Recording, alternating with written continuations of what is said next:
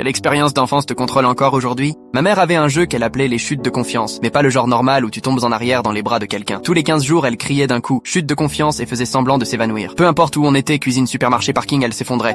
La règle c'était qu'on devait la rattraper avant qu'elle touche le sol. Mon frère et moi, on est vite devenus pros. On avait une technique. Moi je prenais les épaules, lui les jambes. On pouvait l'attraper en plein effondrement depuis l'autre bout de la pièce. Nos réflexes étaient fous. Si on ratait, elle restait allongée, immobile, jusqu'à ce qu'on pleure et qu'on la supplie de se réveiller. Puis elle se relevait en riant. Vous devez être plus rapide, et si c'était vrai, je croyais que toutes les familles faisaient ça comme un exercice d'incendie, mais pour les urgences médicales. Je me vantais auprès de mes potes. 1,3 secondes, c'était notre record. À l'école, les autres trouvaient ça stylé. On était comme des apprentis secouristes. Les profs disaient qu'on était super préparés. Je l'ai même mis dans mes candidatures d'université, dans compétences spéciales. Avec le temps, le jeu a évolué. Parfois, elle se tenait la poitrine avant de tomber. Parfois, elle imitait quelqu'un qui s'étouffe. Une fois, elle est tombée de la moitié d'un escalier. On l'a rattrapée avant qu'elle touche le palier. Elle était fière. À 22 ans, j'étais à un dîner chez la famille de mon copain. Sa grand-mère s'est levée trop vite et a vacillé. Avant que quiconque bouge, je me suis jeté à travers la table. J'ai renversé des plats et je l'ai rattrapée en plein déséquilibre. Tout le monde me fixait comme si j'étais folle. J'étais accroupie à soutenir cette vieille dame confuse. De la sauce dégoulinait sur mon t-shirt, prête à faire un massage cardiaque. La mère de mon copain m'a aidé à la poser sur une chaise. Elle allait bien, juste un peu étourdie, puis elle m'a demandé si ça allait. J'ai expliqué notre entraînement aux chutes de confiance. Silence total. Mon copain a dit ce que tout le monde pensait. Ta mère faisait semblant de mourir pour voir si tu la sauverais. Dit comme ça. En fait, ma mère a une thanatophobie sévère, peur de la mort. Les chutes n'étaient pas pour nous entraîner. C'était sa manière de calmer ses crises d'angoisse. Si elle savait qu'on la rattraperait, elle avait moins peur de mourir d'un coup. Elle nous utilisait comme chien d'assistance émotionnelle depuis qu'on était gosse. Mon frère est devenu ambulancier. Il dit qu'il ne peut pas s'empêcher de foncer quand quelqu'un trébuche. Son collègue pense qu'il est héroïque. En vrai, il est juste conditionné. Moi, je ne peux pas me détendre en public. Une partie de mon cerveau scanne toujours les gens qui pourraient tomber. L'an dernier, j'ai rattrapé 3 inconnus. Ils croyaient que j'étais un ange gardien.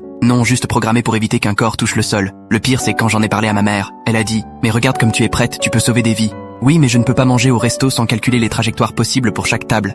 Le mois dernier, ma psy m'a demandé de montrer ce que je voulais dire. Elle s'est assise à différents endroits dans la pièce. J'ai montré ma technique pour chaque angle. Elle m'a regardé pendant 15 minutes, évalué vitesse et distance. Puis elle a dit doucement, ça ce n'est pas de la préparation aux urgences, c'est de l'hypervigilance. Mais si un jour tu as besoin que quelqu'un te rattrape, je suis là.